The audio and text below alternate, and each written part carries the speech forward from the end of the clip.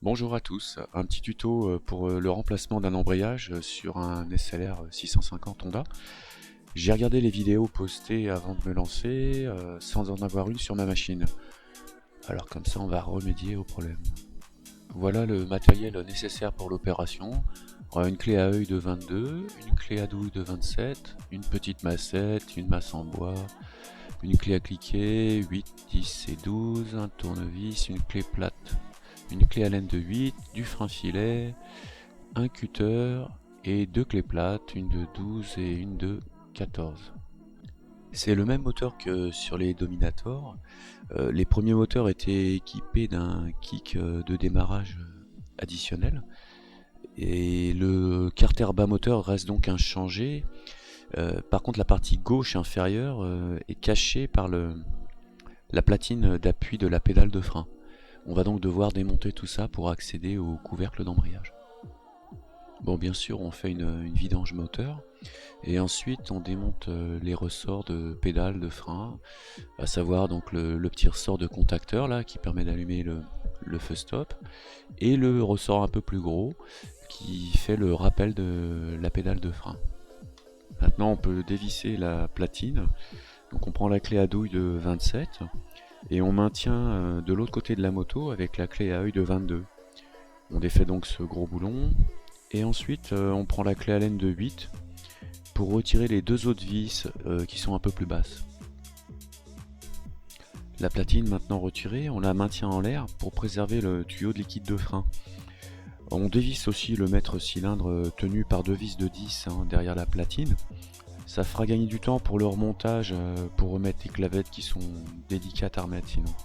Bon bah là on y voit plus clair, on va pouvoir enfin rentrer dans la véritable action de la bricole. Donc on commence par retirer la vis de tuyauterie de graissage là qui est creuse, en veillant à bien garder les deux petites rondelles en cuivre, il y en a une au-dessus et une en dessous, ça nous servira vraiment au remontage, c'est important.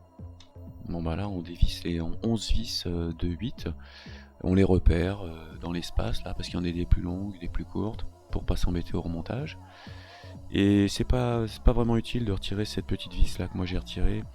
Elle doit servir pour faire une mise à l'air, pour faciliter une vidange simple, classique. Moi là j'ai utilisé une petite cale en bois et la massette pour décoller le couvercle d'embrayage en prenant appui par derrière là avec la cale en bois sur le petit ergot en bas. Et comme ça, une fois qu'on l'a un petit peu décollé, il suffit de continuer progressivement tout autour à le faire danser progressivement et il vient assez facilement. Bon ben là, on peut maintenant retirer les 4 vis des 4 ressorts de pression. Ensuite, on peut retirer également le plateau de pression.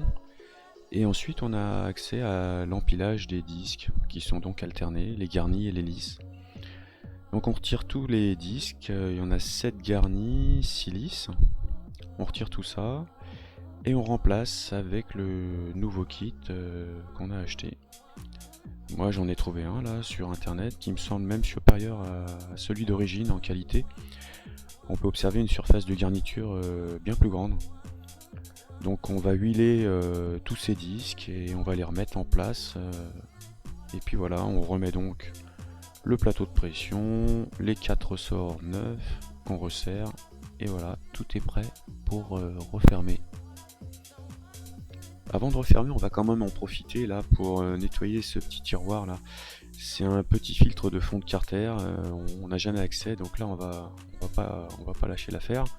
Donc on défait ce petit tiroir, ce petit treillage, on le retire, on le nettoie bien et on le remet. Et puis ensuite, avant de remettre son joint neuf sur le couvercle, on va bien gratter les restes de l'ancien joint pour que ce soit bien propre avant de positionner le joint tout neuf.